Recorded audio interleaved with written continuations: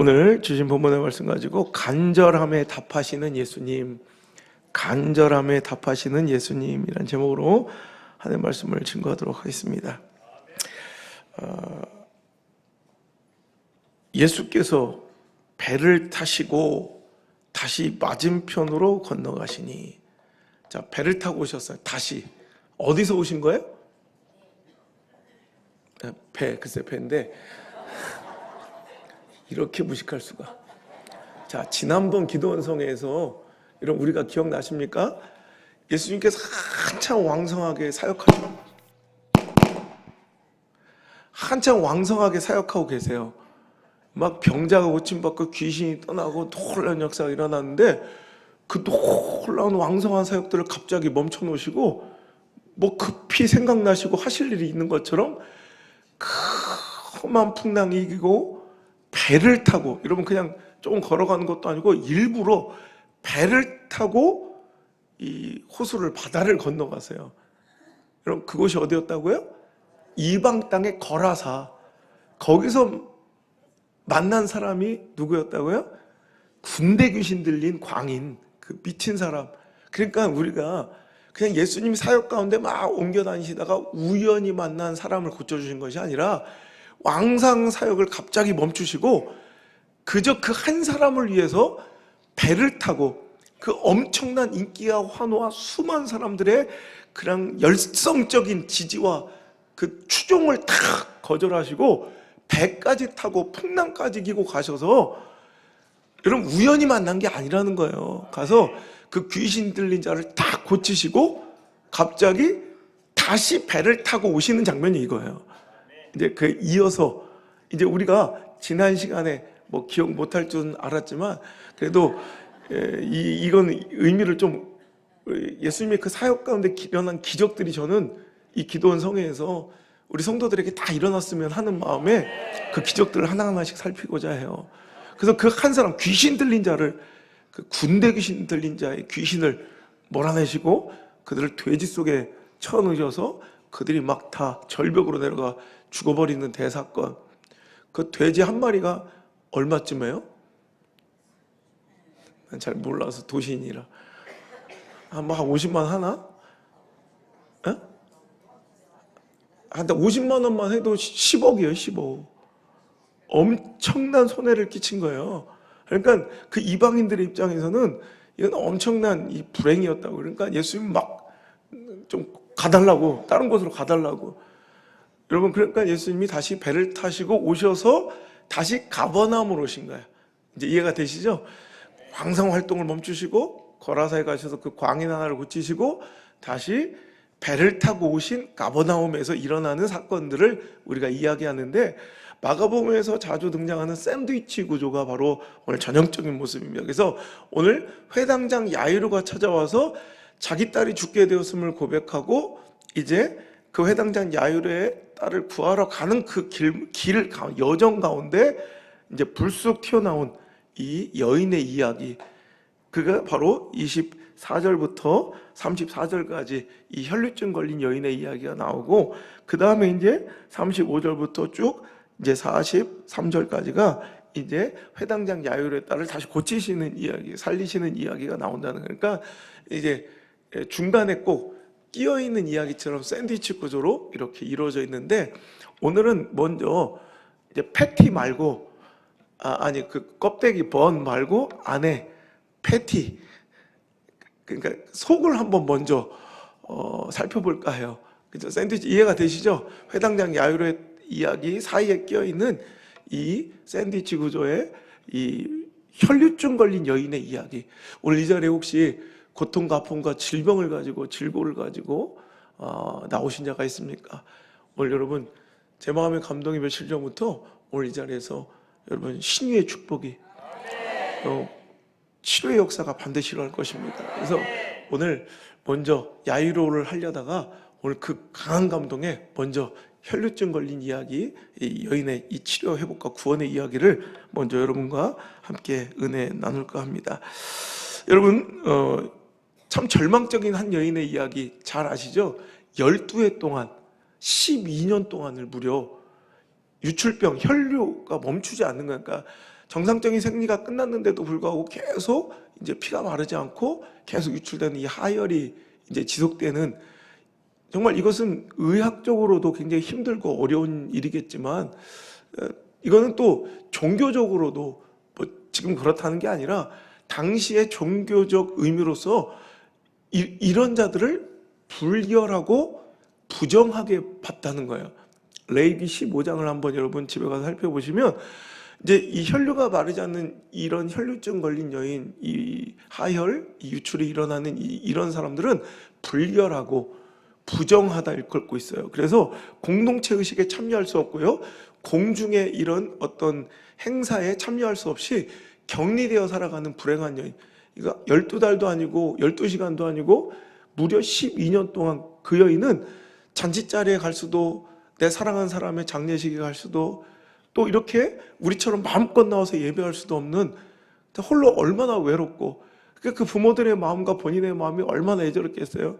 그것을 고치고자 많은 돈도 썼대요. 자, 오늘 말씀 한번 읽어볼까요? 자, 25절부터 읽겠습니다. 시작.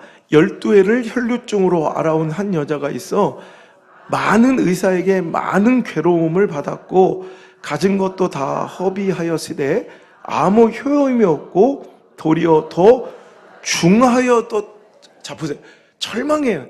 그녀의 이야기 상황은 뭐 이렇게 껌뻑거리지? 정신없네. 갑자기 춤출 뻔했어요. 클럽인 줄 알고. 여러분 여기까지만 읽으면 세상적으로는, 자, 예수님 만나기 직전까지는 절망적인 저와 여러분의 모습이에요. 아무 소망이 없는 거예요. 이런 절망적인 시간이 12회, 12년을 지나왔다니까. 그래서 안 해본 것 없다는 거예요.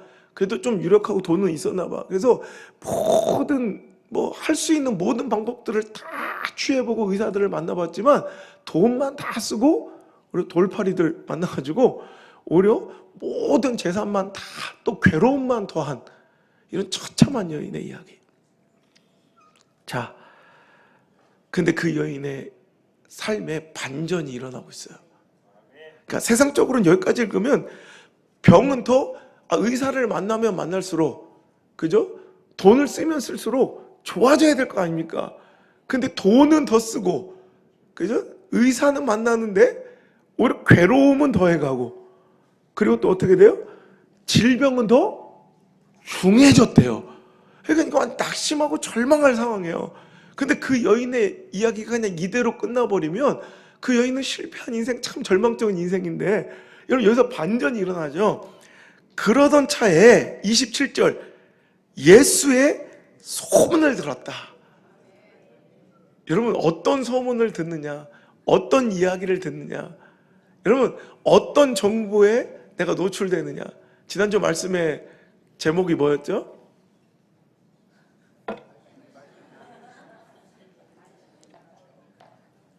제가 누군지는 알아요? 그럼 됐어요. 사랑해요, 여러분. 그럼 됐어요. 그 주제는 뭔지 알죠? 그냥 제목은 다 몰라요. 자, 제목은 몰라도 핵심 키워드가 뭐였죠? 그치, 관심. 관심이 중요하다. 여러분, 내가 관심 갖는 것, 볼관, 마음심, 이런 마음이 보고 있는 것이 실제로 내 시야를 결정해서 여러분 고릴라를 못 보게 할 수 있다니까. 그러니까 여러분 똑같은 길을 걸어도 꽃을 보는 사람이 있고, 폐지를 보는 사람이 있고, 골프장을 보는 사람이 있고, 자동차를 보는 사람이 있고, 신발을 보는 사람이 있고, 교회가 보이는 사람이 있고, 주차장이 보이는 사람이 있다니까. 자기가 지금 가장 관심 있는 것들만 보여요. 여러분, 그러니까 오늘 여러분 내 귀에 들려오고 보이는 것, 이것이 내 인생을 바꾼다니까. 근데 그거를 바꾸려면 먼저 내 안에 관심이 중요해요. 오늘 여러분 좋은 것에 관심 가지고, 긍정적인 것에 관심 가지고, 은혜에 관심을 쏟아야지. 자꾸 고릴라에 관심을 쏟으면 고릴라만 매 눈에 거슬러. 저는 뭐 강대상이 왜 시커먼 색이야. 계속 그것만. 여호수아 강해로 은혜를 받고 막 사람 인생이 뒤집어져도 저놈의 검은색, 무슨 생각으로 저걸 검은색으로 덮었을까? 천국 가서도 하나님께 그거 먼저 물어본다니까. 하나님, 카펫이 옳습니까? 안 옳습니까? 돌아버리는 거죠, 이거. 여러분 보세요. 여러분, 그녀는 오늘 참 축복이요. 예수님의 소문을 들은 거야. 여러분, 여러분의 인생에 은혜의 소문이 들려지길 바랍니다. 여러분, 축복의 소문이 들려지길 바랍니다. 여러분, 예배의 영광과 임재의 소문이 들려지길 원합니다. 오늘 기도도 마찬가지예요.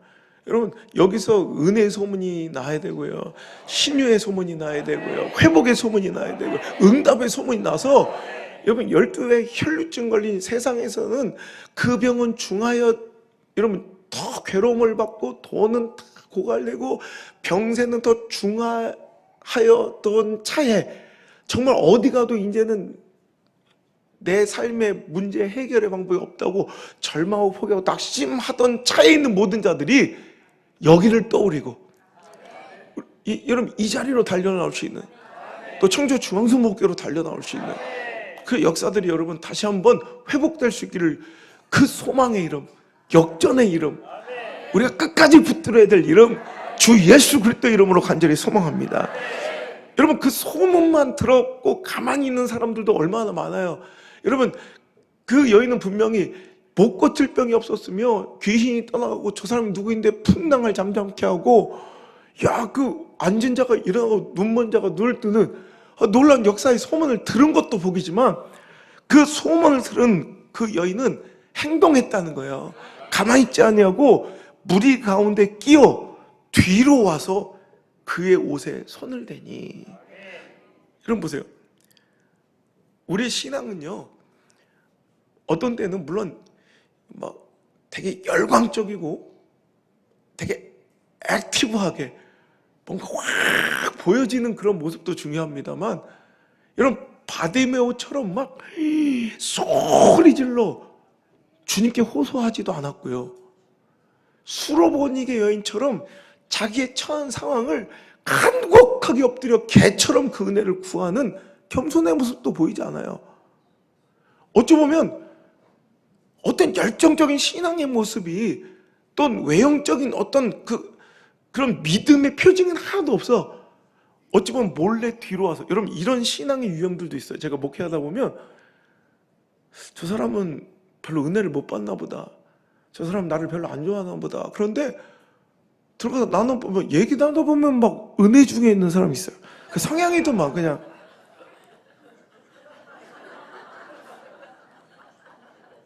이런데 보면 들을 거 다 듣고 믿을 거 다 믿고 드릴 거 다 드리고 순종할 거 할 거 다 한 사람들이더라고. 오히려 여러분, 이렇게 표시도 안 나고 있는지 없는지도 모르고 열정적으로 호소하지도 않았고 수르보니에게처럼 자기의 의사를 피력하지도 않았는데, 주님은 그 여인을 찾더라는 거예요. 그 여인을 만나주시더라는 거예요. 그 여인에게 반응하시더라는 거예요. 그 여인에게 응답하시더라는 거예요. 무엇일까요? 여러분, 외적인 모습이 어떻게 표현되든 그 안에, 여러분, 바디메어도 그렇고 수로보니게 여인도 그렇고 나중에 다음 시간에 만날 야이로도 그렇고 오늘 혈류증 걸린 여인도 그렇고, 각자 표현의 방법은 다 달라요. 그죠? 야이로는 또 막 말을 많이 해. 또 다음 시간에 배울 건데, 근데 여인은 말도 안 하고 앞으로 오지도 않고 뒤로 오고, 있는지 없는지도 몰라. 그죠? 그런데도 이 사람들의 공통점이 뭔지 알아요? 그 안에 뭐가 있어? 어떻게 알았지? 설교 제목을 했구나 내가. 그 간절함이더라. 근데 아무리 열광하고 퍼포먼스가 좋고 뛰고 날고 뭐 몸부림을 쳐도 그 안에 실제적인 간절함이 없는 사람들은 여러분 하나님의 은혜를 만날 수가 없어요. 오늘 여러분, 우리에게 그 간절함이 있기를 주 여러분 축원합니다. 그 여인은 무리 가운데로 끼어 뒤로 조용히 올 수밖에 없는 이유가 있죠. 그 여인은 지금 어떤 문제를 갖고 왔어요? 혈류증. 혈류증은 여러분 나병과 더불어 부정한, 그러니까 불결한 병으로 치부되었고요. 그것은 천형, 그러니까 하늘의 형벌, 천벌. 지금도 그런 의식이 있어요. 제가 소록도 하고 우리 여수에 우리 뭐야 애양원 제가 집회를 가보니까 자기들이 제일 힘들었던 게 자기들이 뭐 잘못했다고 천벌받은 자처럼 취급당하고 자기도 어느 순간 그 사회적 시선 속에서 자기는 천벌받은 사람, 뭔가 자기가 그냥 죄져서 천벌받았다고 생각하고 있는 자기 자신이 그 처참한 자존감이 굉장히 힘들었다고 그러더라고요. 그러니까 당시에는 이 여인은 정말 불행했던 거야. 사회적으로 또 고립되죠. 사람들과 어울릴 수도 없죠. 거기다가 그 여인은 지금 누구에게? 하나님께 벌받았다고 천벌받은 여인처럼 자기를 느끼고, 그 부정과 불결함은 이제 부정함은 전염되고 전이 된다고 여겨졌기 때문에 부정한 사람과 접촉하면 그도 부정해지는 거야. 그러니까 이 여인은 부정함을 감춰야 돼요. 그래서 부정함을 가진 사람이 이 정결한 사람들 사이에 끼어서 그 부정함이 접촉되면 그 접촉되는 모든 사람이 다 부정해지는 거야. 그래서 시체도 만지면 안 되고, 이방인 만지면 안 되고, 뭐 불결한 더러운 짐승들, 뭐 돼지 같은 거 만지면 안 되고, 그죠? 뭐 그럼 또 내 뱃살은 그럼 어떡하냐 막 이럴 수도 있는데, 이 혈류증 걸린 여인도 뭐 이런 거. 그러니까 오늘 그 여인은 자기가 오히려 사람들 공중 속에서 고립되고 격리돼야 되고, 사람들이 가까이 오면, 여러분 나병 환자, 성경 안에 나병 환자들 옷을 찢고 사람들 앞에 오면 나는 부정하다 외쳐야 되는, 성경 안에는 나병 환자만 기록되어 있지만 그 뭐 관례상 이 혈류증 걸린 여인도 외부적으로는 잘 표시가 안 나잖아요. 그러니까 자기가 부정함을 공표해야 될, 누군가 사람들이 오보 앞으로 자기 가까우면 자기가 은연중에 부지중에 접촉할까봐 저는 부정합니다, 부정합니다. 얼마나 참혹했을까, 여인으로서. 그죠? 저는 불결합니다 이거예요. 전 불결합니다, 부정한 여인입니다, 이렇게 외쳐줘야 되는 이런 사람이었던 거예요.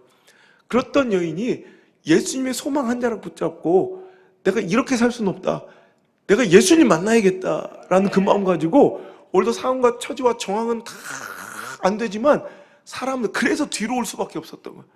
뒤로 와서 사람들 틈을 비집고, 지금 왜냐하면 24절에 보면 예수님께서 야이로의 딸을 고치러 가실 때 큰 무리가 따라가며 어떻게 했대요? 애워싸서 밀고 있는 거야. 이런 막 사람들이 막 그냥 우리 저기 있잖아요, 예배 끝나고 밥 먹으러 갈 때 그 느낌 아시죠? 거기 딱 그 자동문 들어갈 때 그 공간에서 막 밀치죠. 딱 그 예수님 막 주변에 수천 명이 에워싸서 막 밀치고 군중이 밀집되어 있는 상태에서 그 여인은 지금 그런 곳을 스스로 피해야 될 뿐더러 오히려 혹시 모르고 사람이 접근하면 부정함을 통보하고 알려야 될 고지의 의무가 있는 여인이 지금 뒤로 가서 그 사람들 한 5명, 6명 스쳤을까요? 수백 명을 문대면서 예수님께로 접근한 거예요. 이것은 율법으로 보면 만약에 그 행위, 그러니까 이것을 속이고 자기가 직접적으로 적극적으로 와서 부정함을 묻혔잖아. 이 정도면 돌에 맞아 죽어야 되는 거예요. 이게 발각되면 돌로 쳐 죽여야 되는 거예요. 이 여인은 그래서 몰래 뒤로 와서 수많은 사람들, 무리들 가운데 끼어 뒤로 와서 그의 옷에 손을 대니, 자 28절 시작. 이는 내가 그의 옷에만 손을 대어도 구원을 받으리라. 여러분 약간 이것은 뭐 그렇게 우아하고 성숙한 믿음의 모습은 아니죠. 약간 기복적인 어떤 약간 미신적인 모습도 있죠. 그죠? 그리고 그 여인은 오늘 보면 예수님의 소문, 병 고침의 소문과 수많은 사람들 회복의 소문을 들었지, 예수님의 말씀을 들은 적도 없고 예수님의 가르침과 구원의 사역에, 복음의 사역에 핵심도 이해하지 못해요. 그냥 단 하나, 예수님 만나면 고칠 수 있을 것 같다는 느낌, 그것으로 행동했고요. 이 여인은 어떤 신앙의 깊이 있는 해석과 영적 깊이도 없지, 그냥 어쩌면 약간 기복적이고 미신적인 이런 모습을 보였지만, 예수님이 이 행동과 이 용기를, 이 간절함을 주님께서 뭐라고 보셨어요? 믿음이라 보셨고, 이 믿음으로 그녀를 회복시켜 주시고 구원해 주셨다. 자, 오늘 그런데 우리는 여기서 잠깐 왜 예수님의 이 여인은 왜 예수님의 옷을 만지고 싶어 했을까? 그런 생각 안 해보셨어요? 그러니까 우리는 주의 옷자락 만지며, 그럼 옷자락은 괜히 만져야 될 것 같고 막 그렇지만, 저는 기도원 가서 오살레에서 한번 그때 집회하다가 우리 안드레 성주 어렸을 때인데 막 하는데 그때 한 10,000명 가까이 왔어요. 근데 그 경계 라인인데 그게 무너진 거예요. 그 질서 유지한 보디가들이 이렇게 뚫려가지고 머리를 그렇게 머리를 뜯어가요. 그래서 여기가 잘 살고 계시나 몰라요. 한 톨씩 가져가서. 그러니까 막 저를 막 만지려고 막, 난 이런 행위들이 난 너무 징그러운 거야. 근데 근데 안 되니까 뭐까지 가는지 알아? 안성 목사가 안 되니까 이제 애들한테도 그 애비랑 살고 있는 그 애들까지도 영험하지 않을까. 애들 데려가서 애들을 얼마나 1시간 반 만에 만나서 서로 막 어떻게 흩어져가지고 돌아 애들이 울며 가는데 할머니들이 자꾸만 만져. 주머니에 10,000원짜리가 그득해. 그래도 또 양심은 있더만. 그냥 보내지 않았더만. 뭘 이렇게 만져. 여러분, 근데 그 여인도 뭔가 예수님을 이렇게 만지면 나을 것 같은 그런 마음이 있었나 봐. 근데 여러분, 이게 어떤 시대적 상황을 이해해야 될 것이, 우리가 예수님의 옷을 만졌다 이렇게 돼 있지만 실제로 보면 이것은 구절 옷 자락이라고도 얘기하고, 근데 예수님 당시에 입는 이 겉옷에 네 귀퉁이 이렇게 뒤집어 쓰잖아요. 이렇게 망토처럼. 그 네 귀퉁이에는 옷술을 담아요. 옷술. 그러니까 영어로 테설이라고 하죠. 그리고 히브리어는 치치트라고 하는데, 이 치치트가 뭐냐면, 여러분, 하나님께서 민수기에 또 신명기에 민수기 15장 38절로 40절에 명령하시기를, 이스라엘 자손이 명령하여 그들의 대대로 옷단 귀에, 그러니까 옷단 네 귀에 술을 만들고 청색끈을 그 술에 더하라. 그러니까 그 옷 사이에 술이 있는 거야, 4개. 그러니까 파란색 선이 이렇게 실리 꼬여져 있는 옷술. 그래서 또 신명기에도 또 같은 말씀이, 신명기 22장 12절에 입는 겉옷 내 귀에는 술을 만들지니, 이게 막는 술이 아니라 이게 옷술이에요. 태술.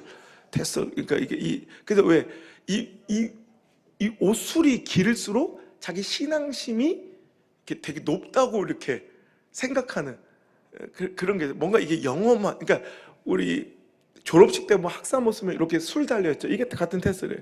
그러니까 뭔가 이게 굉장히 지식과 학문에 뭔가 이렇게 깊이처럼 느껴지잖아요. 그것처럼, 그러니까 이 시대적 문화를 이해하셔야 돼요. 이 여인은, 그러니까 그때 정서와 신앙의 모습으로 볼 땐 이 테슬은, 이 옷술은 굉장히 영험하고 신성한 거예요. 지금도 정통 유대인들을 보면요, 유대인도 날라리 유대인이 있고 진짜 정통 유대인들이 있어요. 지금도 아주 율법 그대로 지키는 정통 유대인들 보면, 지금 현대복을 입고 다니는데도 이렇게 와이셔츠에 이렇게 빵모자 쓰고, 그리고 검은색 이렇게 바지 입고 다니는데도 뒷주머니 쪽 이렇게 보면 쭉 뭐가 늘어져 있는 사람들이 있어요.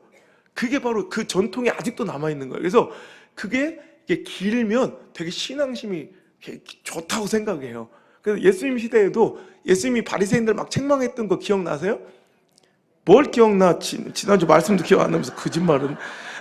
마태복음 23장 5절에 저희 모든 행위를 사람에게 보이고자 하니까 그들의 외식하는 믿음을 막 바리새인들을 꾸짖으면서 그중에 옷술을 길게 하고, 그러니까 바리새인들은 자기 신앙이 막 굉장히 높고 고매한 것을 막 뽐내기 위해서 그 옷술을 얼마나, 그 망토 같은 거 옷술을 길게 하니까 그 옷술이 너무 길어가지고요, 땀이 질질 끌리는 사람이 많았어요. 그 뒷사람 오다가 발표가 이렇게, 이런 일이 굉장히 잦았을 정도로 그 옷술은 굉장히 내 신앙과 경건함을 드러내는, 그러니까 남들이 볼 때도 굉장히 그 옷술은 되게 영험하고 신성한 의미가 있겠어요, 없겠어요? 여러분, 이거예요. 그래서 그 유대인들의 랍비 문헌 있잖아요. 예수님 사역했을 당시 랍비 문헌들을 보면 부정한 사람이 어떤 신결하고 정결한 사람의 그 옷술, 그 치치트, 그걸 만지면 그 사람이 정결해진다는 그런 말이 있을 정도로, 그러니까 성경에 나오는 말씀은 아닌데 그 랍비들의 문헌에는 그런 말이 있을 정도로, 그러니까 이제 이해가 되죠. 그 여인은 그 많고 많은 것 중에 그 옷술, 예수님의 그 겉옷에 그 옷술을 만지고자 한 거야. 그래서 그 옷술, 솔직히 여러분 뭐 옆구리를 확 만진 것도 아니고 옷 귀퉁이에 있는 그 작은 솔, 그 실타래는 만져도 잘 모르죠. 그 여인은 그러니까 거기에 뭔가 신령하고 거룩함과 정결함이 있다는 그 시대적 이런 분위기가 분명히 그 상시에는, 그러니까 이런 문화를 이해하면 그녀가 왜 그렇게 굳이 그 옷자락을 만졌는지, 실은 그 옷자락이 아니라 옷술이었다.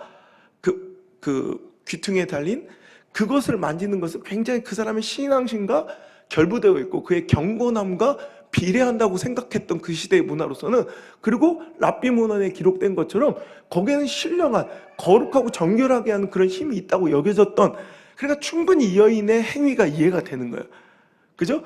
저도 책을 읽다가 이러니까 이 여인이 어쩌다 이제 유대인들이 의복에 관련된 책을 읽다가 그래서 혈류증 걸린 여인이 굳이 기어와서 그 옷자락을 만졌겠구나라는 생각이 딱 들더라고요. 그래서 그 옷술을 만졌어요. 자, 그러자 예수님께서 뭐야? 지금 나한테 능력이 당했는데 누구야? 여러분, 이 여인은 그 순간 자기의 몸이 회복된 것을 깨달았다는 거예요. 그죠? 29절에 이에 그의 혈류 근원이 곧 말라버리니 병이 나은 줄을 몸에 깨달은 줄. 그러니까 여인 누가 봐도 자기가 확신이 들 정도로 뭐가 딱 이렇게 뭐 느낌이 왔나 봐요. 자, 여기서 해피엔딩으로 끝날 것 같잖아요. 그죠? 여인은 소문 듣고 죽으면 죽으리다 용기를 내서 영험해 보이는 예수님의 옷술, 그 치치트 테스를 만졌더니 옳다커니 내가 생각했던 것이 적중했어. 몸이 낫네. 조용히 몰래 빠지려고 하던데 이렇게 하면 해피엔딩인데, 예수님께서 굳이 누구야? 여러분 우리가 되게 몰입도가, 공감 능력이 큰 사람들이 은혜를 많이 받아요. 공감 능력 없는 사람들은 이렇게 은혜의 얘기를 해도 공감을 좀 해야지. 자, 그때 그 순간 여러분 수천 명 있어. 몰래 끼워서 수치심을 갖고, 자기는 부정과 불결한 여인이야, 죄의식을 가지고 이러면 안 되는데, 수많은 사람들과 부딪혀서 저 사람 다 부정해졌는데 어떡하지? 수치심과 부정함 속에서 용기를 내어 목숨 걸고 예수님의 옷장을 만졌어. 고침 받았어. 너무 감사해. 여러분 어떻게 했겠어요? 몰래 톡 깨야 되잖아. 그래야 되잖아요. 근데 갑자기 예수님이 누구야? 지금 누가 내 옷 만졌어? 그랬더니 가만히 있으면 괜찮은데 그 제자들이 또 한마디 합니다. 예수님, 지금 무리가 이렇게 애워싸서 싹 밀치는 것을 주님은 못 보십니까? 아니, 이런 상황에서 당연히 몸 만지고 치대고 옷 만지는 거, 스치는 건 당연한 거지. 그걸 뭘 그렇게 얘기하십니까? 그러니까 이렇게 하찮아 보이는, 우리의 기준으로 보면 이게 믿음의 복음에 대한 이해력도 없고 뭐 엄청난 경지와 숭고한 신앙도 아니고 예수님의 말씀을 믿고 듣고 따라온 것도 아니고 그저 병 고치려고 따라온 어떤 미신적이고 기복적인 어떤 한 여인의 그 간절함의 이 모습이 되게 초라해 보였고, 예수님의 말씀을 듣고 수많은 기적을 보면서 주변을 따랐던 제자들은 굉장히 숭고해 보이지만, 이게 점점 마가복음의 구조는 점점 이 여인들, 당시 여자들은 숫자로 세지도 않아. 여기 하나 둘 온 거야. 세 명 온 거야. 여기 앉으면 여기 세지도 않아. 그러니까 인간 취급 못 받았던 그런 사회적 분위기 속에서 그 부정어 불결한, 정말 믿음도 천박하고 초라하고 미신적이고 기복시당에 가득해 이런 여인들이 점점 이런 복음서에서는 큰 역할을 감당하며 십자가의 사건 뒤에도 그렇게 하찮은 사람들이 그 주변을 지키게 되고, 그 대담했던 그 제자들은 참 초라한 모습으로 전락하는 모습들이 구조상이 계속 그려지고 있어요. 근데 오늘 그 제자들은 예수님 참 이런 상황에서 당연한 거지 옷 좀 만졌다고 그거 참 까칠하시네. 저 안송 목사도 저거 까칠해가지고 저 뭐 이런다고. 근데 예수님은 그거 모르시는 거 아니죠. 누가 그냥 스친 거 뭐 이런. 그리고 진짜 누구지 도대체? 내 능력 빠져간데 누구지? 진짜 그 여인을 몰랐을까요? 다 아시죠? 예수님 모르는 게 있어. 다 아시죠? 그러니까 이건 드러내고 싶으신 거예요. 근데 되게 웃기잖아. 이 여인의 입장은 수치심을 가지고 왔고요, 죄의식을 가지고 와서 병 고치고 몰래 빠지는 것이 이 여인한테는 은혜처럼 보여요. 어차피 뭐 이름도 안 나올 거. 그래서 이름이라도 써주시던가. 그냥 그 여인이요. 그럼 몰래 빠져서 행복하게 잘 살면 되는데 굳이 사람들 앞에서 수천 명 사이에서 꼭 불러서 그 여인을 불러 세워요. 약간 이건 여러분이 그 혈류증 여인이었으면 어떤 그 시대적 문화 속에서 지금 청주 땅에서도 쉽지 않은 분위기였을 것 같은데 2000년 전 그 당시의 시대적 문화와 사회 구조상 이 수치심과 죄의식을 갖고 왔던 이 여인은 그 군중 속에서 얼마나 두렵고 떨리고 너무너무 송구하고 외람되고 얼마나 수치스러웠을까. 그렇게 느껴지지 않습니까?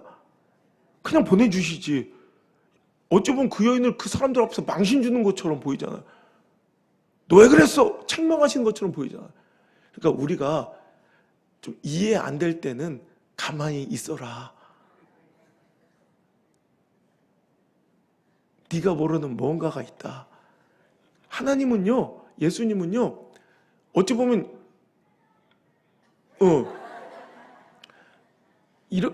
이렇게 생각해서 그 수많은 사람이, 만약 안송 목사가 이랬다, 수천 명 중에 이렇게 있는데 제가 막 그 사람 막 이렇게 했다 그러면 목사님 그러는 거 아니에요. 사람이 참 목사님 그것만 고치면 참 괜찮은데 그런 거 아니에요. 그 첫사랑 얘기하지 마라 이제 앞으로. 우리 백지훈 목사님 백준이라고 부르지 마라. 사모님이라고 꼭 불러. 뭐 이랬을 거야. 당신 그러는 거 아니야. 막.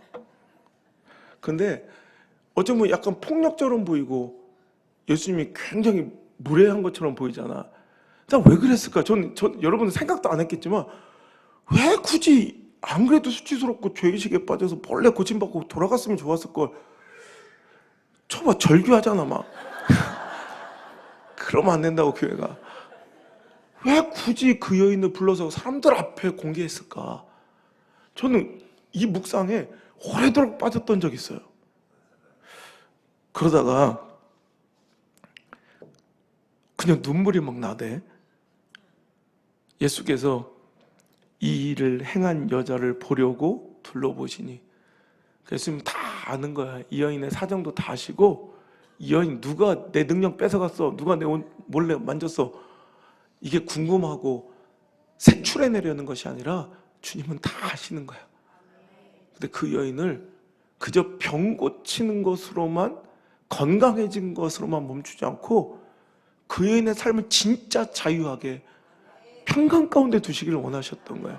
그리고 그 정체성, 너 12년 동안 낮아질 대로 낮아진 그 자존감, 인간 이하의 취급을 받으며 사람 취급 대접 못 받았던, 집안에서도 항상 짐짝처럼 여겨지고 뭐 할 때마다 계속 거리적거렸던, 그 고립되고 소외됐던 그 여인이 어떤 존재인가, 그 정체성과 그 존재감을 제대로 그 여인에게 알려주셔서 참 평강과 자유함과 정말 평안 속에서 살기를 원하셨던 그 아버지의 마음이 느껴지는 거예요. 그 여자를 찾는 거예요, 일부러. 그 여자 33절에 할 수 없이 그 여자가 자기에게 이루어진 일을 알고 두려워하여 떨며 와서 그 앞에 엎드려 모든 사실을 다 고백하는 거예요.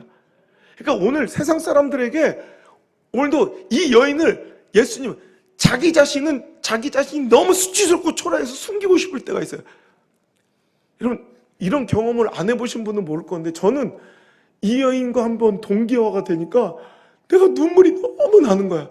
내가 바로 이런 여인인 거야. 그냥 조용히 살고 싶고 묻혀 살고 싶고 그냥 예수님 만나고 구원받은 것으로 그냥 그치고 내가 죽을 뻔했던 수많은 위기와 인간 쓰레기처럼 몰락할 수밖에 없는 인생을 건져주셔서 그냥 이렇게 사람답게 살게만 해줘서 감사한데 한 자꾸 나를 막 사람 속에 드러내시는 게 난 너무 그게 너무 힘들고 제가 오죽하면 간증하는 걸 너무 힘들어요.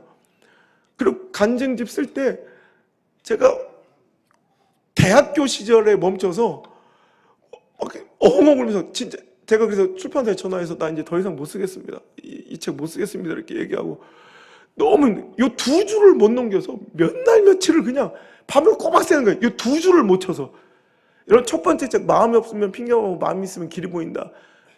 우리 유영호 집사 어디 있어? 안 왔어? 학교 개학했나 벌써? 어? 그래도 째고 와야지. 어? 선생이면 째고 올 수 있잖아. 학생이면 어렵지 마. 자기 인생의 최고의 책은 그 책이라고. 마음이 없으면 핑계하고 마음이 있으면 길이 보인다. 그건요 진짜 딱 바깥에서 쓸 시간이 없어서 추석날 호텔 딱 잡아가지고 이틀 2박 3일이죠. 바깥에서 먹고 그냥 앉은 자리에서 그대로 한 큐에서 한 번도 안 쉬고 쫙 써서 이틀 밤 꼬박 새고 딱 써서 딱 낸 거예요. 그냥 이렇게 쓸 수도 있는데 어떤 책은 두 줄을 못 써서 엉엉 울면 너무 힘들어하는 거예요. 그 과거를 고백하고 회상하는 게 너무 싫은 거예요. 그 대학교실에 멈춰가지고 그 집사람이 여보 어디까지 오셨어요? 아직 대학교야. 그 첫사랑 만났어요? 헤어졌어요. 그냥 헤어졌어요? 안 헤어졌어요? 뭐 물어. 그럼 아직 안 헤어졌어. 빨리 헤어지세요. 빨리 헤어지세요. 알았어.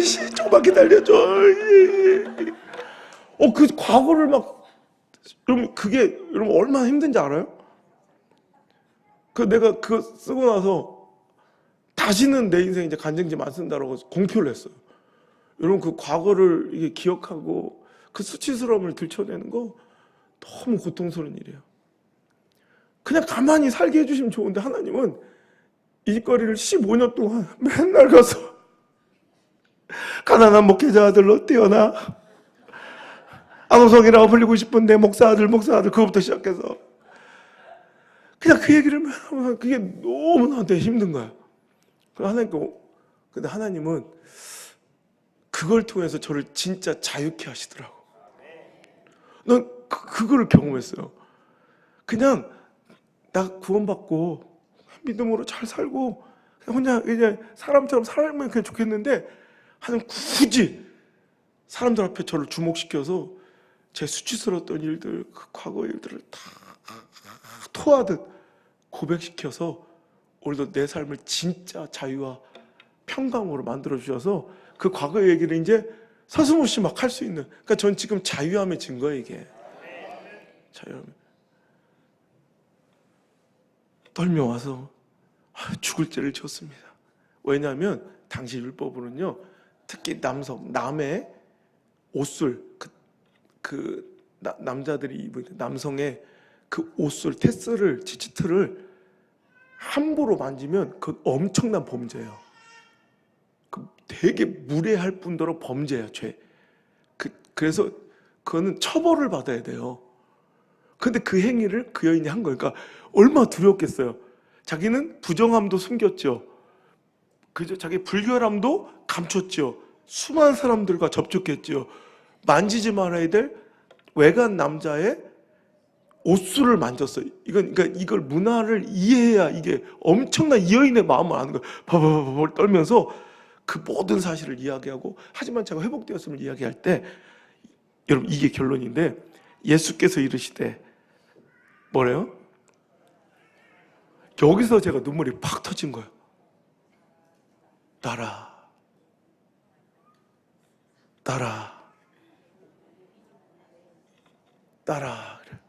여러분 그거 아세요? 제가 그래서 막 찾아봤어.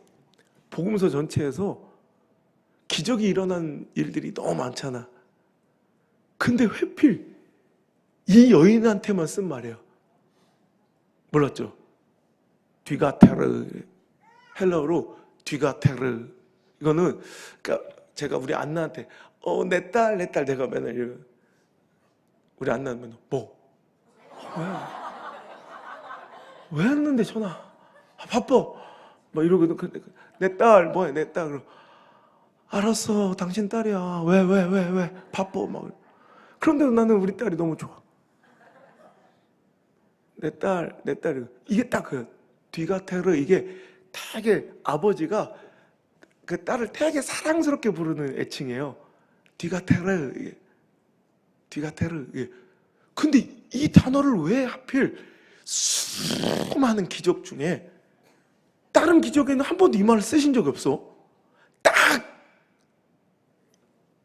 여러분 이 말이 이 여인의 기적이에요. 막 마태복음 9장, 누가복음 8장, 마가복음 5장에만 딱 이 디가테르 있다라 이 말이 나와. 그러니까 딱 이 여인이야.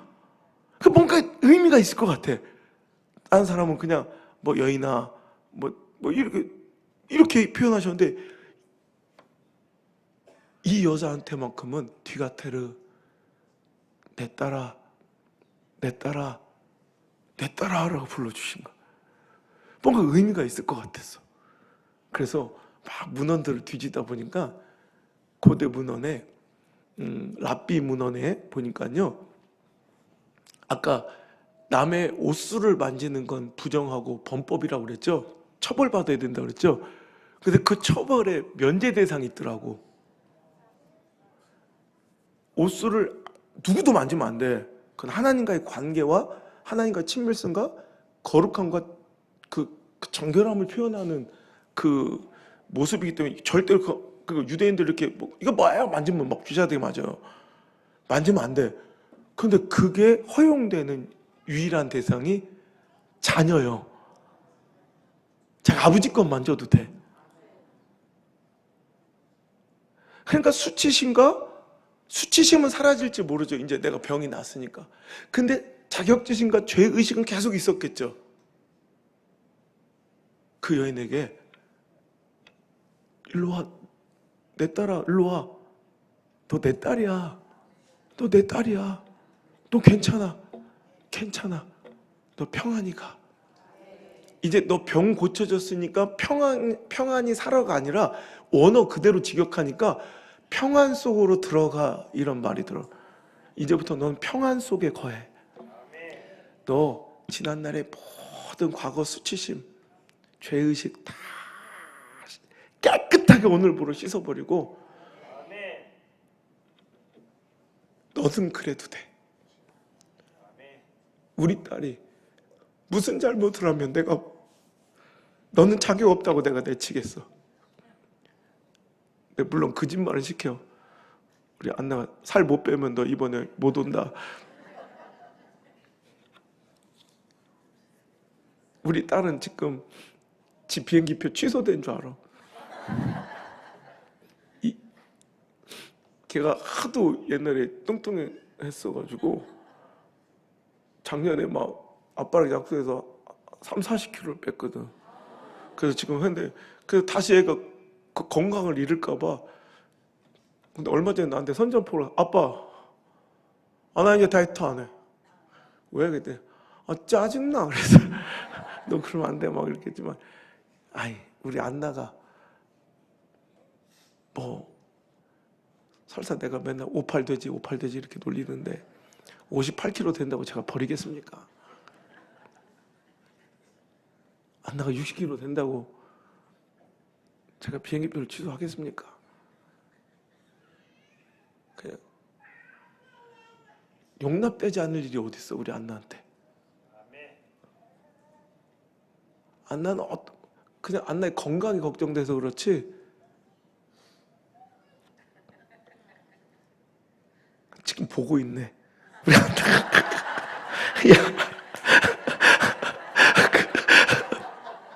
그 입 다물라.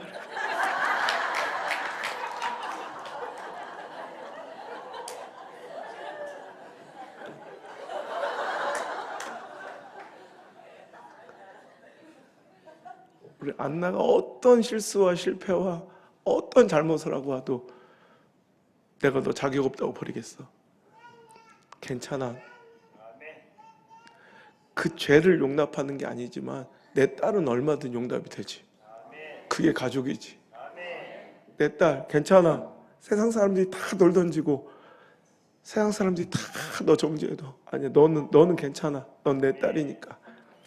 오늘 예수님은 그걸 알려주시고 싶은 거예요. 그냥 낮은 자존감 속에서 자기를 형편없이 여기며 평생 들어 죄의식과 죄책감에 쩔어 살 수 있는 그 딸에게 진짜 평강을 주시길 원하는 거야. 그냥 가지마. 딸 일로 와. 당당하게 선포해. 너 내 딸이야. 너 내 딸이야. 너 충분히 자격 있어. 오늘 이 자리에 오신 모든 분들이 예수님의 그 음성 듣고 갔으면 좋겠어요. 뒤가 태라. 내 딸아, 아이고 너 그렇게 좀 부족하고 연약하고 또 실수하고 실패해도 내 아들 넌 괜찮아. 내 아들 괜찮아. 내 딸 괜찮아. 넌 존귀한 자야. 그까지 상황과 처지와 형편에 기죽지 마. 너 괜찮아. 너 괜찮아 하시는 하나님의 공개적인 선언이었던 것 같아요. 이 사람 내 딸이야. 이 사람 내 딸이야. 그래서 그의 12년 동안 뭉개질 대로 뭉개진 그 가슴과 그 상처들을 단번에 확 씻어주길 원했던 우리 하나님의 사랑. 그래서 이 여인에게만 딸아 이렇게 불러주세요. 그래서 제가 막 그때부터 찾아봤어. 보면서 그때 진짜로 이 여인한테만 그렇게 하셨더라고. 수많은 기적이 일어났는데 여러분 내 상황이 절망적일수록 내 수치심과 자격지심이 커서 주님 앞에 고개조차 못 들수록 저같이 그런 인간들은 하나님께서 쪽팔리다가 버리지 않으시고 오히려 더 당당하게 세상 사람들 앞에서 세워주시는 것 같아. 보라고 얘 내 아들이야 내 딸이야.